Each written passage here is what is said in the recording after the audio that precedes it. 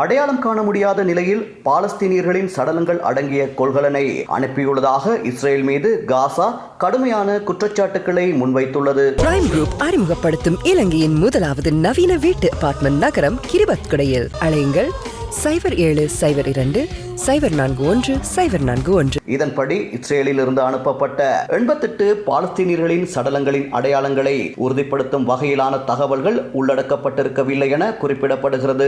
இதன் காரணமாக குறித்த சடலங்களை பொறுப்பேற்பதற்கு காசாவின் சுகாதார அமைச்சு மறுத்துள்ளதாக சர்வதேச ஊடகங்கள் தெரிவிக்கின்றன. இஸ்ரேலின் இந்த நடவடிக்கையானது உயிரிழந்தவர்களின் குடும்பங்களின் அடிப்படை உரிமைகளை மீறுவதாக அமைந்துள்ளது என காசா தெரிவித்துள்ளது.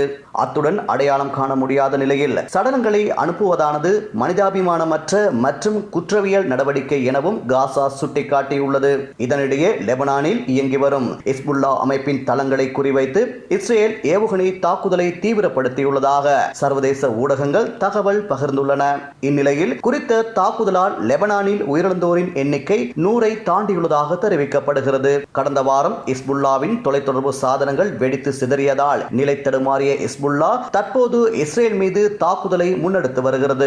இஸ்ரேலின் தாக்குதலில் தங்களின் கமாண்டர் இறந்தாலும் அதனால் தங்களின் அமைப்பு ஒட்டுமொத்தமாக அழியும் என்று எண்ணிவிடக் கூடாது என்று ஹிஸ்புல்லா தலைவர் ஹசன் நசரல்லா தெரிவித்துள்ளார். இந்நிலையில் தங்கள் மீதான தாக்குதலுக்கு எதிர் தாக்குதல் நடத்த தொடங்கியுள்ள ஹிஸ்புல்லா இதுவரை வடக்கு இஸ்ரேல் உள்ளிட்ட எல்லை பகுதிகளிலேயே தாக்குதல் நடத்தியிருந்த நிலையில் தற்போது இஸ்ரேலின் மையப்பகுதியில் அமைந்திருக்கும் அந்நாட்டின் தலைநகர் டெல் அவிவ் மீது பாலிஸ்டிக் ஏவுகணை தாக்குதலை நடத்தியுள்ளது.